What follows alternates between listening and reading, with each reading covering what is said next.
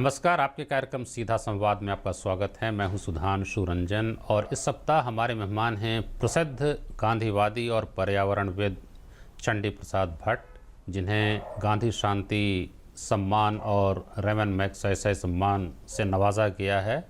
पर्यावरण के क्षेत्र में काफ़ी मौलिक काम के लिए पूरे विश्व में जाने जाते हैं। तो भट्ट जी, आपका स्वागत इस कार्यक्रम में। नमस्कार। धन्यवाद सुधांशु। आपका काम तो पर्यावरण में माना जाता है कि कुछ लोग ये कहते हैं कि आप प्रथम जो हैं सो आधुनिक पर्यावरणविद हैं, और आपने जो योगदान दिया है, आपकी जो सेवा है, उसको अंतर्राष्ट्रीय पहचान मिली है।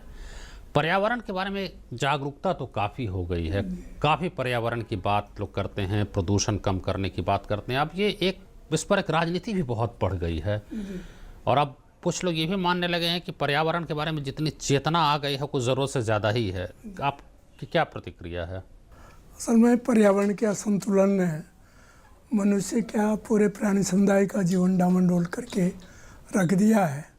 इस विषय की चिंता एक ज़रूरत बन गई है। इसकी अनदेखी करना अपने भविष्य को दांव पर लगाना है। लेकिन पर्यावरण के बिगाड़, उसमें सुधार की हमारी सोच सुविचारित अंतःप्रेरित हो, तभी उसके सुफल हमें मिल सकते हैं। आजकल पर्यावरण शब्द बहुउच्चारित भी हो गया, और वो ऊपर धरातल पर जिस रूप में उसका प्रसार हुआ है, धरातल पर भी वो उसी रूप में जाता। तो मैं समझता हूँ कि जो समस्याएं दिनों दिन पर्यावरणीय बिगाड़ की दिखाई दे रही है, तो वो समस्याएं पूरी तरह से रुकती नहीं, लेकिन कम जरूर। ये बात तो पर्यावरण को लेकर चिंताएं जो है वो तो स्वाभाविक हैं। काफ़ी गड़बड़ियां हो रही हैं और पूरे धरती के ऊपर संकट है, वो बात तो सही है। जिस तरह से नदियां प्रदूषित हैं, वातावरण प्रदूषित है, अब सांस की समस्या होने लगी है। जी। लेकिन उसको लेकर जो इतनी राजनीति हो रही है, उसके बारे में मैं आपकी टिप्पणी जानना चाहूँगा। हाँ, राजनीति तो ये, जैसे मैंने कहा कि आजकल जैसे समाचार पत्रों में हर दिन इसके बारे में आता है, एडिटोरियल भी लिखे जाते हैं, और कहीं भी ये फैशन के रूप में राजनेता भी उसका उपयोग करते हैं। लेकिन जो वो ऊपर कहते हैं उसको वो एक तरफ से बाहरी कहना अलग बात है, और उसको जीवन में उतारना अपने जीवन में। जैसे आज जो सबसे बड़ा संकट है वो जो हमारी विलासिता के लिए, माने यदि हम धरती के संसाधनों का उपयोग करते हैं अपने जीवन की वृद्धि के लिए और जीवन को बनाए रखने के लिए, वो तो ठीक है। लेकिन लालच के लिए यदि करते हैं, जो गांधी जी ने भी कहा था कि नीड और ग्रीड में फर्क करना पड़ेगा, ज़रूरत और लोभ। तो आजकल जो समस्या आ गई, जो बोलते हैं वही उस लालच में ज़्यादा फंसे हुए हैं। इसलिए राजनीति वालों को, क्योंकि वो एक बहुउच्चारित शब्द हो गया है, इसलिए वो बिना उसको कहे हुए, उस पर भाषण दिए हुए वो रह नहीं सकते। हाँ, तो जो राजनेता हैं या विभिन्न लोग हैं, जितना वो बोल रहे हैं उतना अपने व्यवहारिक जीवन में भी उसका कुछ अंश उतारें, तो मैं समझता हूँ ये बहुत अच्छी बात होती।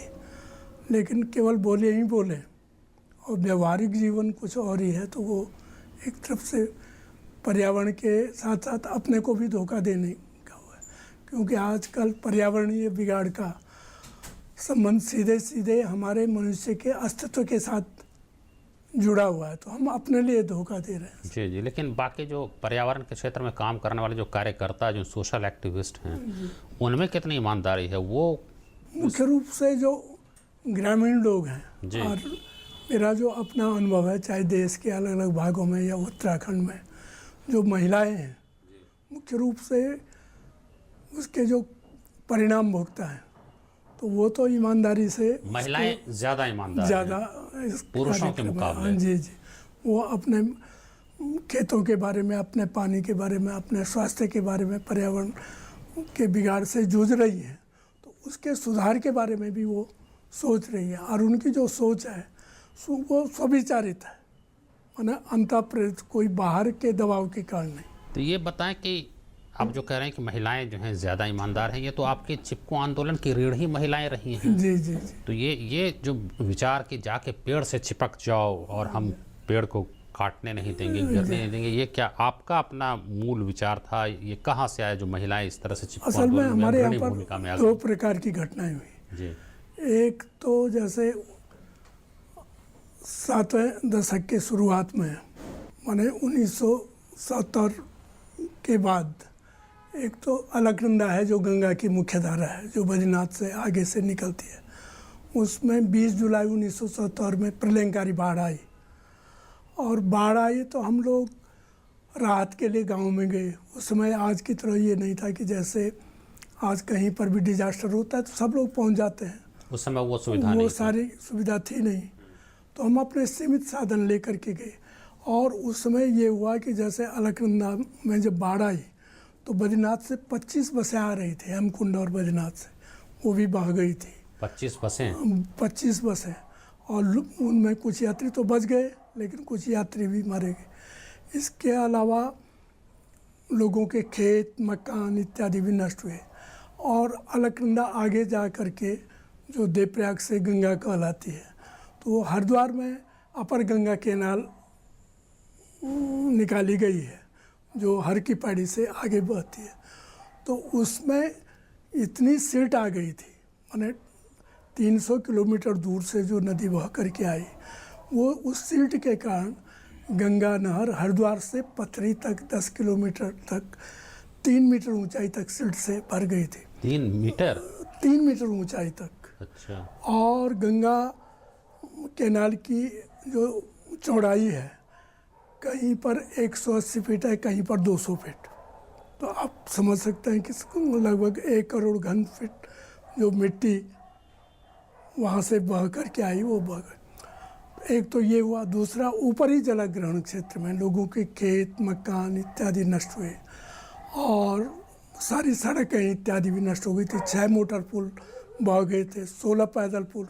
यात्रा जैसे 2013 में आपने सुना होगा जो केदारनाथ की त्रासदी के नाम से प्रसिद्ध है, तो वही हालत उस समय, उससे भी भयंकर हालत अलकनंदा में हुई।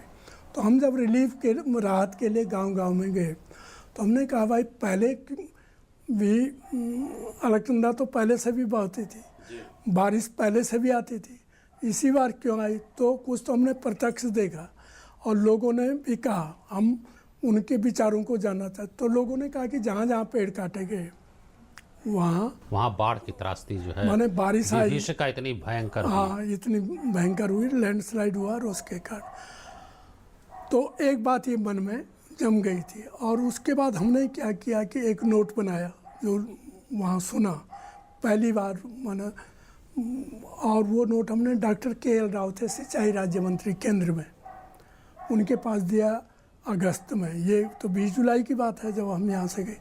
उसी बीच जयप्रकाश नारायण जी पता चला कि बम्बई से पटना जा रहे हैं। उस समय तो ट्रेन था, तो दिल्ली स्टेशन पर मैं उनको मिलने गया, क्योंकि उससे पहले वो 1968 में हमारी संस्था में गोपेश्वर में आए थे, 3 दिन तक रहे थे, तो थोड़ा बहुत परिचय था। उस समय वो बिहार रिलीफ कमेटी के जब सूखा पड़ा था ना, 1967 में जो वहाँ अकाल पड़ा था, तो उस समय एक समिति बनी थी, उसके भी वो अध्यक्ष थे। तो उन्होंने तत्काल जब मैंने उनको वो पूरा विवरण दिया कि जहाँ जहाँ पेड़ काटे गए वहाँ ये नुकसान हुआ, और अब तो उन्होंने तत्काल बिहार रिलीफ कमेटी की ओर से उस ज़माने में 10,000 रुपया हमको मदद की। इसी प्रकार उन्होंने और लोगों को भी कहा।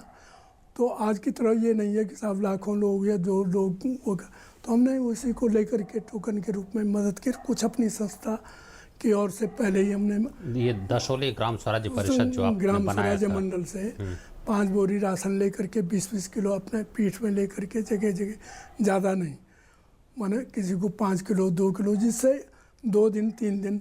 और लोग कहते थे कि जान बचे, ज़्यादा पाया वाली, ज़्यादा हड़पड़ इत्यादि नहीं थी कि बच गए बस।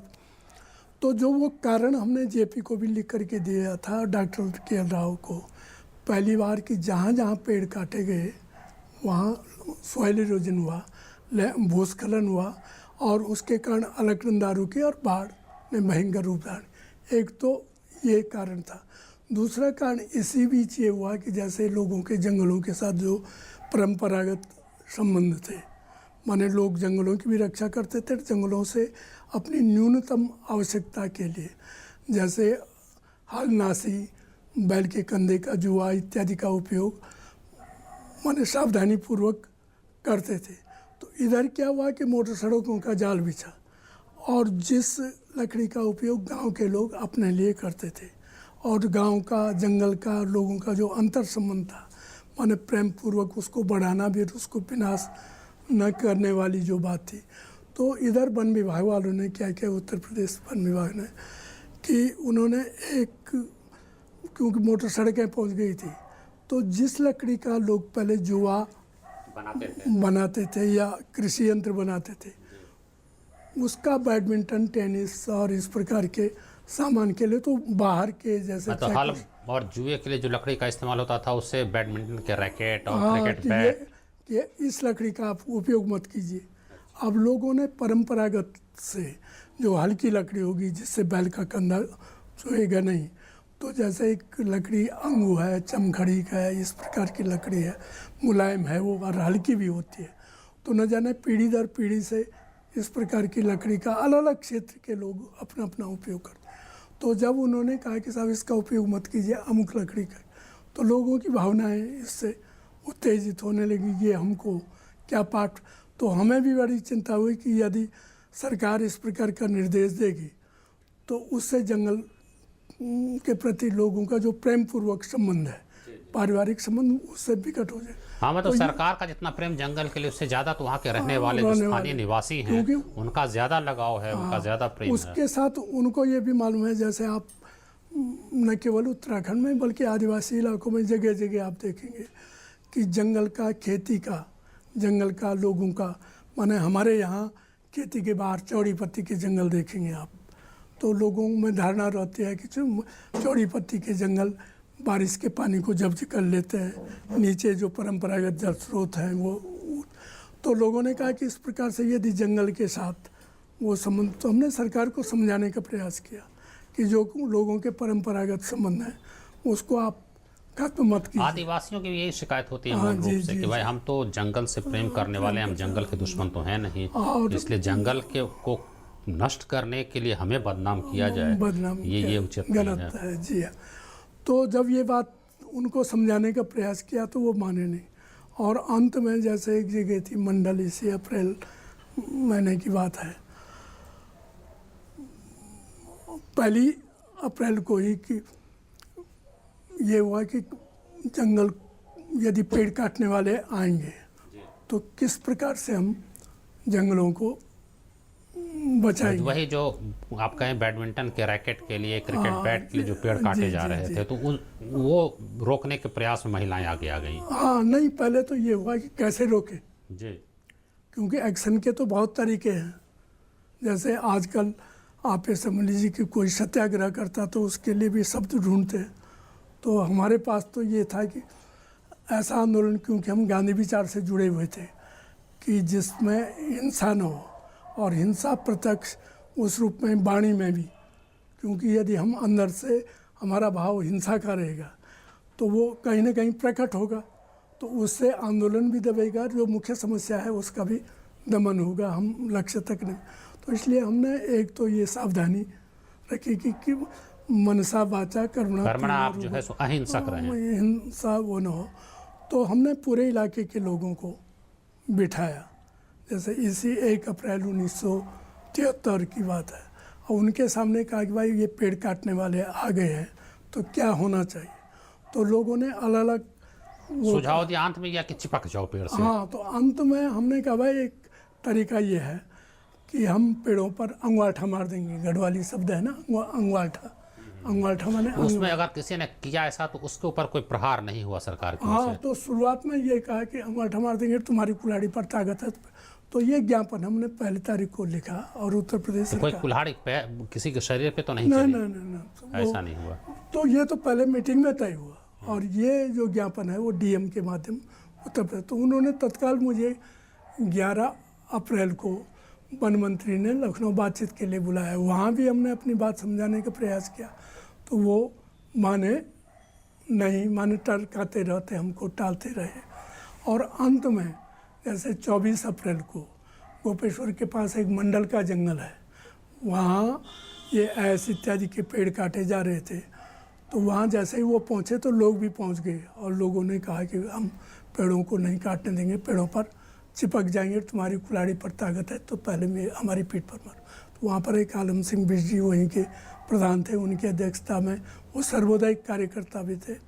तो मीटिंग हुई और शब्द में ही इतनी ताकत रही कि उनको वापस लौटना पड़ा। माने ये पहली जीत आपकी? हाँ, पहली जीत। इसी प्रकार केदारनाथ के रास्ते में एक रामपुर फाटा है, वहाँ पर एक केदार सिंह रावत। तो हमने दूसरा यह किया कि जो स्थानीय लोग थे उनके ही माध्यम से उस बात को वो किया।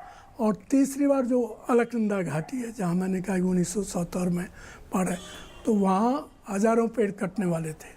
ऋषि गंगा है जो नंदा देवी पर्वत से निकलती है, जहाँ आप अभी कह रहे थे ना वो परमाणु। जी जी जी। तो उस ऋषि गंगा की घाटी में अभी तो वो नंदा देवी बायोस्फीयर रिजर्व, तो वहाँ पेड़ काटे जाने वाले थे। तो वहाँ का एक आदमी हयात सिंह रावत हमारे पास आया कि साहब हमारे पेड़ कटेंगे, क्या होगा। तो हम गए वहाँ, वहीं के स्थानीय लोगों को लेकर के पहले यात्रा की और हमने वॉच डॉग कमेटी बनाई पुरुषों की। लेकिन 26 ब्रेक लेना पड़ेगा भट्ट जी। तो जी। ये संक्षेप में ये कहें कि जो पेड़ कटने की जो योजना सरकार की ओर से बन रही थी, उसको रोकने का सबसे प्रभावी तरीका ये माना गया कि पेड़ से चिपक जाओ, और उसमें महिलाओं की बहुत अग्रणी भूमिका थी। और वो जैसे मैंने बताया कि वो ऋषि गंगा में पहली बार फिर महिलाएं भी उसमें सम्मिलित हो गई बिना हमारी उपस्थिति के। मैं तो एक दिन बाद पहुंचा जी जी जी, क्योंकि वन विभाग वालों ने ऐसी परिस्थिति तैयार कर दी थी कि मुझे गोपेश्वर में कंजर्वेटर ने बातचीत के लिए बुला दे। इधर चुपचाप अपने मजदूर भेज दे। बहनों ने कहा, वहाँ पर महिला मंगल दल था, उसकी अध्यक्षा गौरा देवी थी, उन्होंने कहा कि भाई जब तक ये आते हैं पेड़ कट जाएंगे, तो पेड़ दोबारा चिपकाए तो जा नहीं सकते, इसलिए वो भी गए। उन्होंने कहा ये जंगल। चलिए एक यहाँ पे छोटा सा अंतराल के लिए हम रुकेंगे और उसके बाद हम लौटेंगे तो पूरे हिमालय और गंगा को बचाने की जो मुहिम चला रहे हैं और क्या संकट है हिमालय और गंगा के ऊपर, उसके बारे में बात करेंगे। अब बने रहिए हमारे साथ।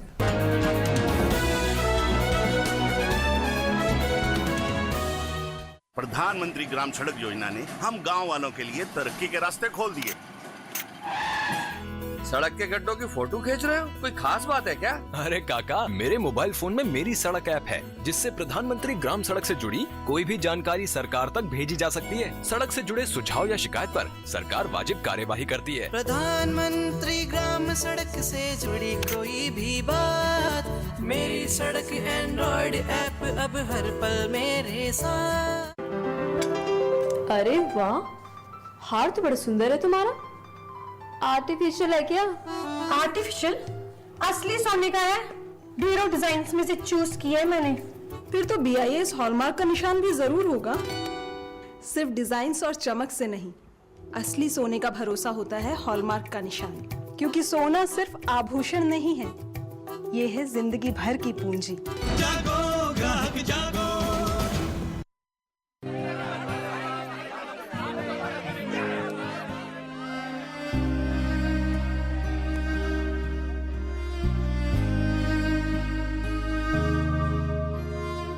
क्या बात है राशिद, फर्स्ट डिवीजन में पोस्ट ग्रेजुएशन करने के बाद भी तुम उदास हो?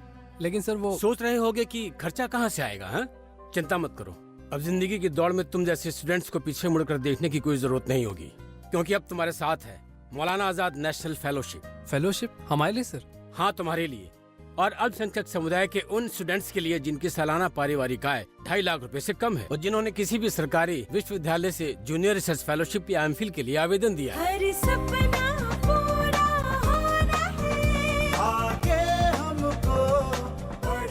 अधिक जानकारी के लिए लॉग इन करें www.minorityaffaires.gov.in पर या कॉल करें टोल फ्री नंबर 1800112001 पर। सबका साथ, सबका विकास। उंगली थाम के जिसने चलना सिखाया, कड़ी मेहनत करके हमको पढ़ाया, हमारी खुशियों को अपनी खुशी बनाया, जिंदगी के हर सुख दुख में जो एक साया बनकर साथ रहे, ढलती उम्र में इन्हें अकेला ना छोड़ें। ध्यान रखें, माता पिता एवं वरिष्ठ नागरिक भरण पोषण एवं कल्याण अधिनियम 2007 के तहत माता पिता की देखभाल करना हमारा कर्तव्य है और उनको बेसहारा छोड़ना एक दंडनीय अपराध है। सामाजिक न्याय और अधिकारिता मंत्रालय, भारत सरकार द्वारा जनहित में जारी। दादाजी, आपका नाम क्या है? रमेश प्रसाद। आपको कैसे पता? ये देखो। नहीं चलेगा, बर्थ सर्टिफिकेट नहीं है आपके पास? बर्थ सर्टिफिकेट के बिना लाइफ आजकल बहुत मुश्किल हो सकती है। मेरे पास तो है birth certificate. Birth certificate school में एडमिशन, सरकारी नौकरी, वोटर आईडी कार्ड और पासपोर्ट हासिल करने में मदद करता है। इसे आप बच्चे के जन्म स्थान पर 21 दिन के भीतर नगर निगम नगर पालिका से बिल्कुल मुफ्त पाएं। नन्ही सी जान की पहली पहचान। सांसद के मार्गदर्शन और ग्राम वासियों के सहयोग से हमारा गांव बने आदर्श गांव। हर जगह हो साफ सफाई, पक्की सड़कें और भरपूर हरियाली। घर घर हो बिजली, पानी और शौचालय जैसी जीवन की बुनियादी सुविधाएं। बच्चों के लिए उत्तम शिक्षा, हर किसी को हासिल हो बेहतर स्वास्थ्य सेवाएं। युवाओं के प्रशिक्षण के लिए हो कौशल्य वर्धन केंद्र। सांसद आदर्श ग्राम योजना, प्रयास सांसद का, विकास गांव का। 70 के दशक से पूर्व भारत को दूसरे देशों से खाद्यान्न का आयात करना पड़ता था, परंतु हरित क्रांति के पश्चात इस देश में अन्न की पैदावार इतनी बढ़ गई कि न केवल वो हमारे लिए पर्याप्त था, वरन उसका निर्यात भी होने लगा। पर इसका मतलब ये नहीं है कि हम खाद्यान्न की इस तरह बर्बादी करें। भगवान श्री कृष्ण ने हांडी में बचे हुए एक दाने से भोजन करके ये संदेश दिया कि अन्न का आदर करो। अन्न का अनादर ईश्वर का अनादर है। अन्न का सम्मान हो, ये हमारी संस्कृति है।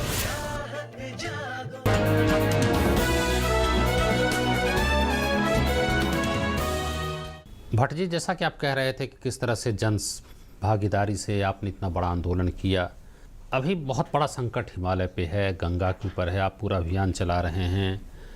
क्या लगता है, क्या हिमालय बच पाएगा? 1960 के दशक में ही डॉक्टर राम मनोहर लोहिया ने हिमालय बचाओ का नारा दिया था। उस समय भी इतना भयंकर संकट हो गया था। आप क्या महसूस करते हैं? इधर दिनों दिन हालत ज़्यादा गड़बड़ हो रही है और हम अभी भी नहीं समझ पा रहे हैं। हिमालय जो है एक तरफ से जल का भंडार भी है और यहाँ से गंगा, ब्रह्मपुत्र और सिंधु 3 नदियाँ उद्गमित होती हैं। और आप देख रहे हैं कि पिछली सदियों की बात छोड़ दें, 20वीं सदी में ही, 21वीं सदी के ही शुरू में आप देखें तो 2008 में कोसी की बाढ़ का मतलब जो नेपाल का हिमालय है, तो बिहार तबाह हो गया था उससे। तो उसने तो 35 किलोमीटर कोर्स चेंज कर दिया था। इसके अलावा गंगा की जो अन्य धाराएं हैं, जैसे घाघरा है, वो भी नेपाल बॉर्डर से निकलती है और उत्तराखंड के कुछ क्षेत्रों से काली, गौरी, धौली इत्यादि, वहाँ की हालत भी है। गंगा की जो मुख्य धारा है भगीरथी, अलकनंदा, हर वर्ष उसमें तबाही हो रही है। 2013 तो उसका एक सीधा 2013 जून में जो प्रलयंकारी बाढ़ आई, तो इसको हजार लोग। हाँ, तो एक तो यह है कि हम मानते हैं कि हिमालय बिल्कुल नाजुक पर्वत है, अत्यंत संवेदनशील है और गुसेल भी है। इस सब को मतलब उसको छेड़ो मत। इसको छेड़ो मत, क्योंकि जैसे 2013 की जो गड़बड़ी है उसको धक्का देने में मानवीय गतिविधियाँ उसमें योगदान जिम्मेदार है। 1970 में जो आपने कहा कि ऐसी भयंकर बाढ़ आई, 70 और 2013 की तुलना करेंगे तो कौन ज्यादा भयंकर था? 2013 में तो पूरा उत्तराखंड नेपाल बॉर्डर से लेकर के हिमाचल तक का क्षेत्र प्रभावित हुआ। तो 2013 की तो बहुत ही प्रलयंकारी स्थिति, क्योंकि लोगों के सामने केवल केदारनाथ की त्रासदी की जानकारी, लेकिन गंगा की जो अन्य सहायक धाराएं हैं, भगीरथी, मंदाकिनी, नंदाकिनी, पिंडर, उधर सरयू, रामगंगा, गौरी, धौली, माने नेपाल बॉर्डर, इन सब में त्रासदी हुई और ये सारी नदियाँ बौखलाई। तो एक तो जो हमारे हिमनद हैं ऊपर, माने ये कहा जा सकता है कि अतिवृष्टि के कारण इत्यादि या तापमान के कारण, लेकिन जो निचले क्षेत्रों में जो मानवीय गड़बड़ियाँ बढ़ी, उसके कारण इन बाढ़ों को और बढ़ावा। एक प्रचार ये भी किया गया कि अगर ये बड़े बड़े डैम नहीं बनाए गए होते तो और भी भयंकर स्थिति होती है, तो भी कहा जा रहा था। नहीं, वो तो केवल टेहरी बांध, वो तो कुछ एक प्रचार है कि ये बांध नहीं।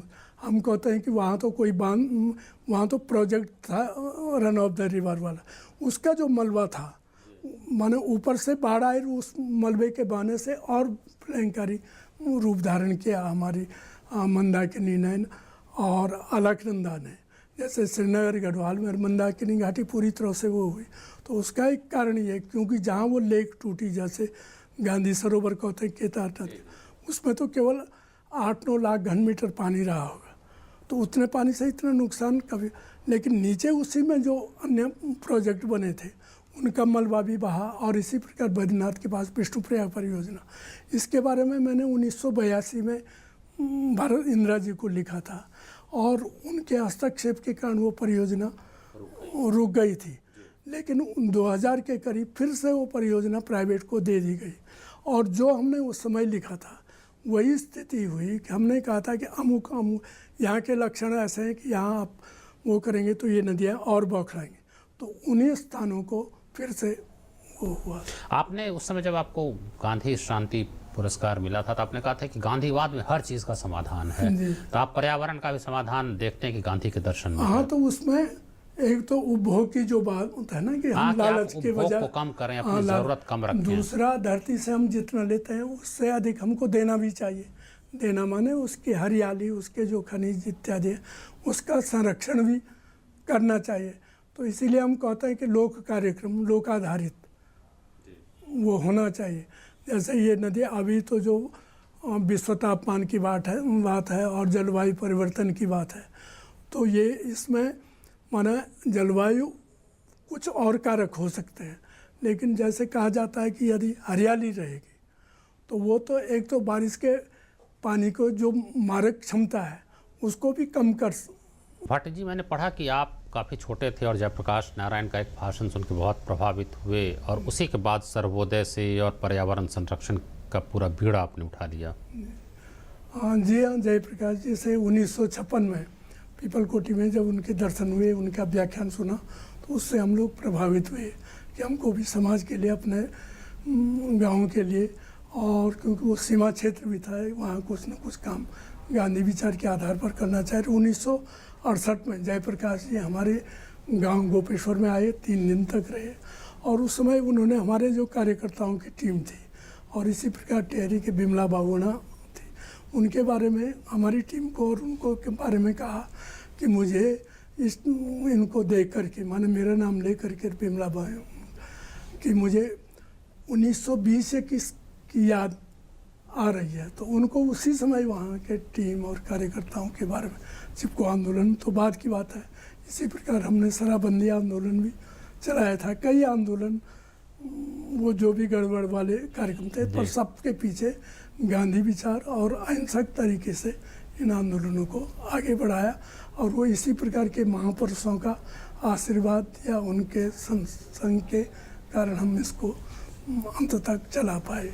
और दूसरा जो महत्वपूर्ण है कि उन्हीं के कारण जो एक तरफ से संघर्ष ही नहीं बल्कि रचना का भी काम, गांधी भी जो कहते थे, तो संघर्ष का मतलब जैसे पेड़ बचाना या डायरेक्ट एक्शन वाली बात है, दूसरी और रचना का काम जो आज भी कर रहे हैं, पेड़ लगाने का, पानी के बारे में, स्वास्थ्य के बारे में, आज भी गांव की महिलाएं अपने अपने इलाकों में वो काम कर रहे हैं।